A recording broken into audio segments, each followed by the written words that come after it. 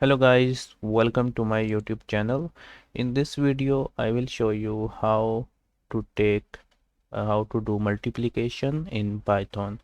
So if you want to multiply two numbers, you just have to write print, then round bracket, and then you have to write the number. For example, I'm going to multiply 3 with 5, so I'm writing 3 and then static sign and then multiply it with 5.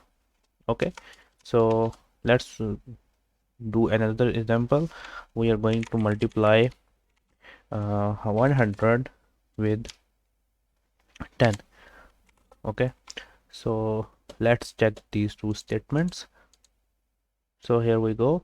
If we print 3 multiplied by 5, it will be 15, and 100 multiplied by 10, it will be 1000. So in this way you can do multiplication in Python.